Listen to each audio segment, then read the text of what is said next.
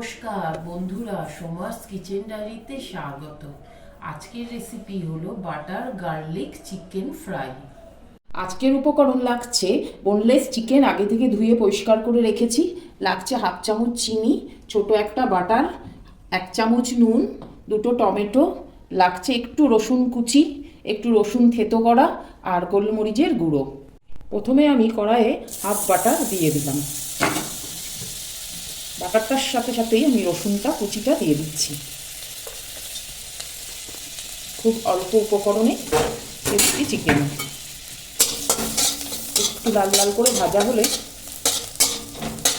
একটু লাল লাল ভাজা হয়ে গেছে, এরপরে আমি চিকেনটা দিয়ে দিচ্ছি এর মধ্যে।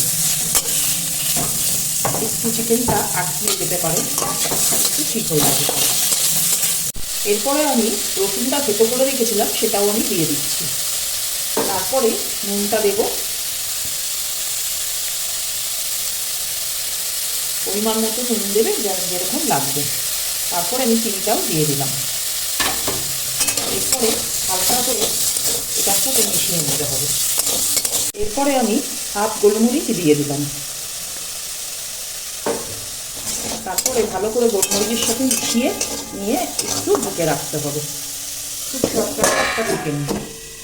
এরপরে আমি ঢাকাটা খুলে দিচ্ছি। 10 মিনিট রেখেছিলাম, চিকেনটা সেদ্ধ হয়ে গেছে, এই দেখুন।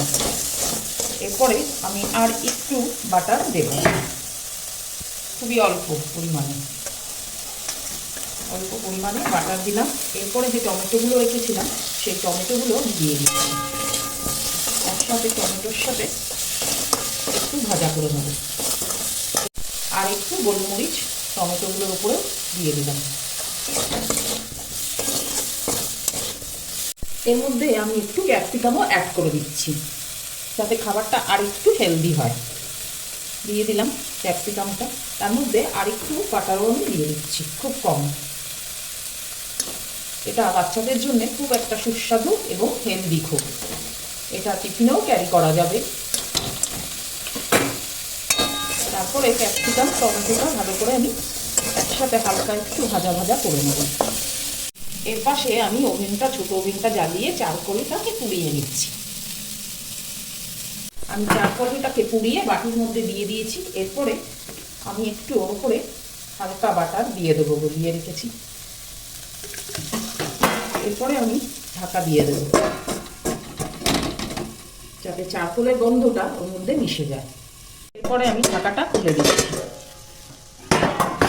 এটা আস্তে করে নামিয়ে দেবো। স্মোকিংটা সব হয়ে গেছে।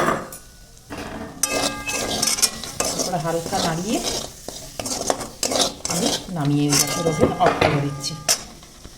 আমার butter garlic chicken fry ready. যদি এই রেসিপিটা ভালো লেগে থাকে তাহলে একটা লাইক, শেয়ার আর সাবস্ক্রাইব করবেন। আর তার সঙ্গে 2টো ব্রেড হলে মন্দ হয় না।